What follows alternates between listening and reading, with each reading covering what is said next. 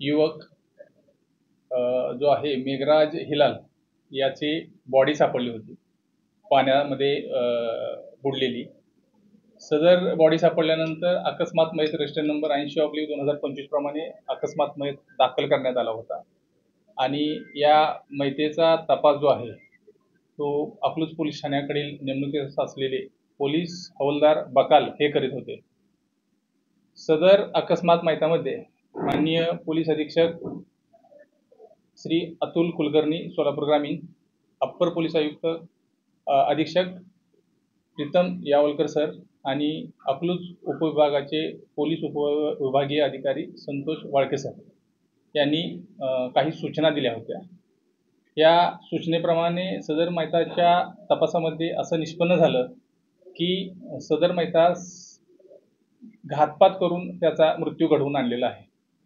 त्या बाबतीत अकलूज पोलीस ठाण्याकडील तपास पथक सपोनी लंगोटे साहेब आणि त्यांच्या स्टाफने केले असता सदरचा घातपात हा जे 3 आरोपी आहेत अकलूज या ठिकाणी राहणारे यांनी केला असल्याचे निष्पन्न झाले। यामध्ये साक्षीदारांच्याकडे केलेला तपास, सीसीटीव्ही फुटेज आणि तांत्रिक तपास याच्या आधारे जे 3 आरोपींची नावं निष्पन्न झाली त्यामध्ये रोहित क्षेत्रीय, त्याचा भाऊ राहुल क्षेत्रीय आणि रोहन शिंदे सर्व राहणार अकलूज हे असल्याचे निष्पन्न झाल्यानंतर सदर आरोपीचा शोध घेतला असता आरोपी हे गुन्हा केल्यानंतर परागंदा झाले असल्याचे अकलूज शहरातून पळून गेले असल्याचे निष्पन्न झाले। आरोपींच्या तांत्रिक तपासामध्ये आरोपी धाराशिव वाशी या ठिकाणी असल्याचे निष्पन्न झाल्यानंतर सपोनी लंगोटे आणि त्यांच्या टीमने आरोपींना धाराशिव या ठिकाणावरून ताब्यात घेतलेला आहे। जो तिसरा आरोपी आहे शिंदे यास अकलूज या ठिकाणावरून ताब्यात घेतलेला आहे। आरोपींच्याकडे चौकशी करता आरोपींनी खुनासारखा गंभीर गुन्हा केले असल्याची कबुली दिलेली आहे, म्हणून त्यांना या गुन्ह्यात अटक करण्यात आली असून सदर गुन्हा हा मयताची चौकशी करणारे पोलीस हवालदार बकाल यांच्या फिर्यादीवरून 302चा गुन्हा दाखल करून जे निष्पन्न आरोपी आहेत यांना अटक करण्यात आली असून आज रोजी पोलीस कस्टडी रिमांडसाठी आणि त्यांच्याकडे अधिक चौकशीसाठी माननीय न्यायालयात त्यांना सादर करणार आहोत।